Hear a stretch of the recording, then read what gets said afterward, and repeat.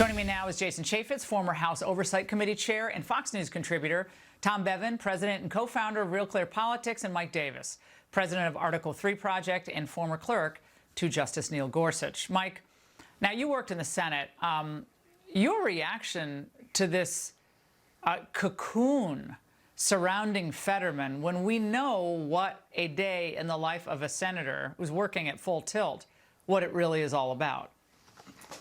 Yeah, so the 13 million people of Pennsylvania need to decide.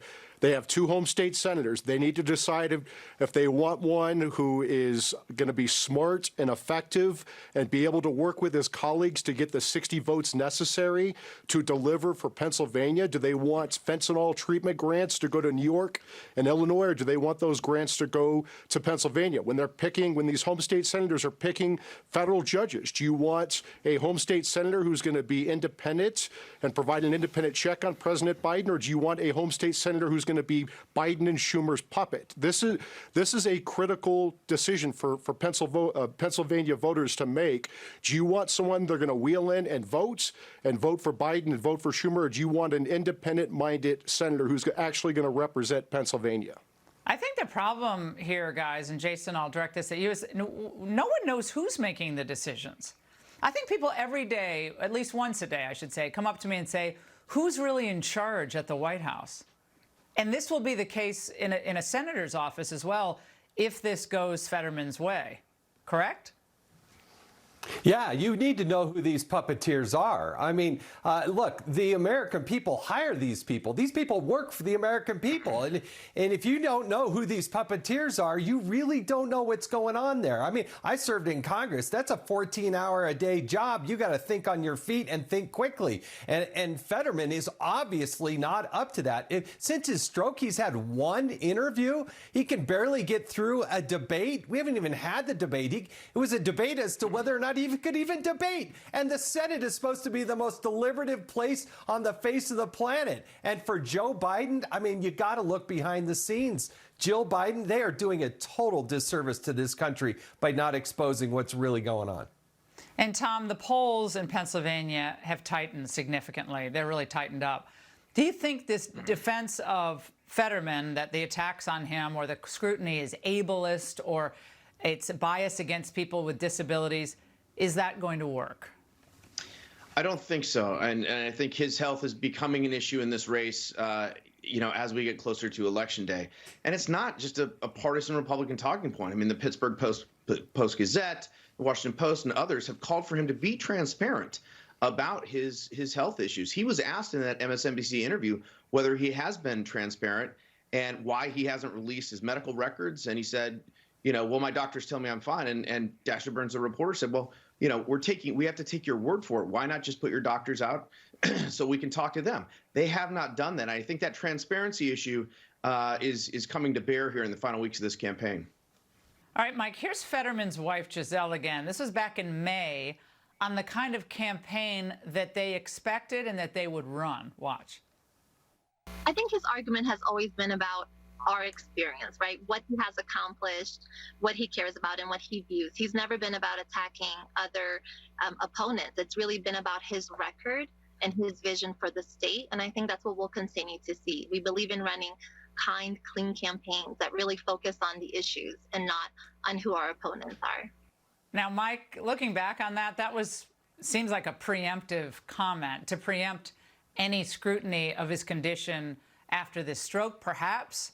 But it seems like she's the one who's the proxy candidate here, at least in comments like that. It's amazing that the same Democrats who are feigning indignation about legitimate questions about a Senate candidate's mental fitness when he wants to represent 13 million Pennsylvanians were the first people to throw Dianne Feinstein overboard when she was set to become the Senate Judiciary Committee, first female chairman of the Senate Judiciary Committee. Dianne Feinstein hit Chuck Schumer and Dick Durbin's glass ceiling, and now they're turning around and pretending like mental fitness for the job is not important. I want to talk about, Jason, this generic ballot that has been shifting in recent days as well. I think Republicans were up 4%, but now the new Rasmussen poll has that lead up to 7%. And again, you can balance out all these various polls, but at least in one account, it doubles in a week. What is this portending? Well, people are actually focused on the issues. Democrats really don't have a core issue to run on. They've had the House and Senate and the presidency. They've implemented all their projects. Joe Biden brags about all the legislation he passed, and that's why we have record high inflation. The economy's souring. Immigration's out of control. Crime is getting worse by the day. All of these things are going the wrong direction. They don't have any policy that they can point to that they've been successful, and they've had every lever of power. Now, Tom, I want to move to the White House spin on the economy. Speaking of what Jason just said. Now, earlier today, Ron Klain, the chief of staff, tweeted, "I trust that media coverage of Jamie Dimon's view of the U.S. economy today will be extensive." Then he quotes this: "Consumers continue to spend with solid balance sheets, job openings are plentiful, and businesses remain healthy." But, Tom, left off of what Dimon said right afterward was the following from Jamie Dimon. "However, there are significant headwinds immediately in front of us, stubbornly high inflation leading to higher global interest rates." He said similar things earlier. Now, Klain is misleading Americans about the true state of this economy.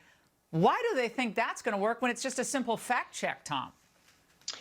Well, because they kind of have to. I mean, they're trying to put the best spin on the economy that they have. They can't acknowledge, and Biden did this earlier this week in an interview, acknowledged a little bit of reality, but also said he doesn't believe that we're in a recession. And if we do go into one, it might be just a little bit. I mean, look, the economy, inflation, it's the number one issue across the board for the vast majority of voters all around the country.